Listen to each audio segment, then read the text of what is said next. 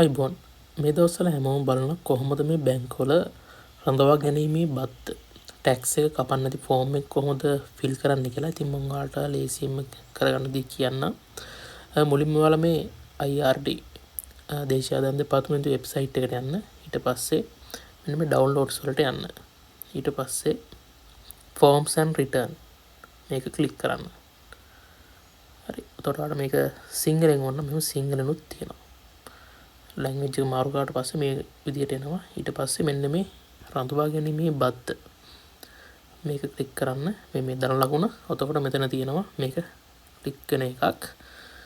මෙහෙම ෆෝම් එක එනවා. මේ ෆෝම් එක ඩවුන්ලෝඩ් කරලා අරගෙන ඒකේ print out කීපයක් ගන්න. ඔයාලා බැංකු කීපයක accounts තියෙනවා නම් මුලින්ම මෙතන බැංකුවේ නම දාන්න. හිතන්න ලංකා බැංකුව කුරුණෑගල ශාඛාවේ නම දාන්න.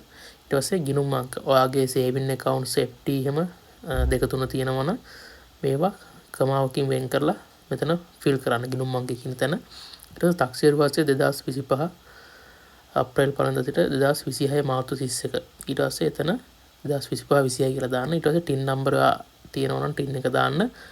දැන් ටින් නම්බරේ අත්‍යවශ්‍ය නැතුව ඒ කියන්නේ ටින් නම්බරේ නැතු වුණත් දැන් බාර ගන්නවා කියලා තියෙනවා. ඒ නිසා ටින් නම්බරේ නැතත් ඔයාලා මේක අනිවාර්යෙන් බාර දෙන්න. එතකොට ඔයාගේ 10% කරඳවා ගැනීමේ බද්ද කපන්නේ නැහැ. ඊට පස්සේ ඔයාගේ ඩෙන්ටිටි නම්බර එක දාන්න. ඊට පස්සේ මෙතන මුලින්ම ඇඩ්‍රස් එක ඊට පස්සේ නම සම්පූර්ණ නම දාන්න. ඊට පස්සේ මෙතන බාල වයස්කර දරුවෝ ඉන්නවා නම් මෙතන ෆිල් කරන්න. එහෙම නැත්නම් ඒක පෑනින් කපලා අරින්න. ඊට පස්සේ දිනේ දාන්න අස්සම් කරන්න.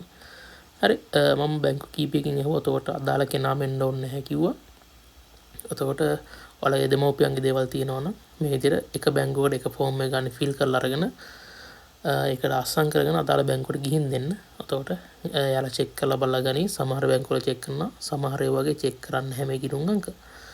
ඒක එක බ්‍රාන්ච් එකේ ඉන්න ඔෆිසත් එක්ක වෙනස් වෙන්න පුළුවන්. හැබැයි ඔයාලා හරියට චෙක් කරලා accounts number දාලා බාර දෙන්න. එතකොට ප්‍රශ්නයක් නැහැ. ඔයාලට මේ බද්දෙන් නිදහස් වීම සම්බන්ධව මේ ෆෝම් එක බාර දෙන්න පුළුවන්.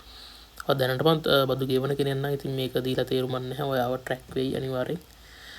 ඒ නිසා බදු ගෙවන්න නැති කට්ටිය එයාලා කියන ආදායම් මට්ටමට වඩා අඩුවෙන් වාර්ෂික ආදායම වෙන කට්ටිය මේක අනිවාර්යෙන් බාර දෙන්න.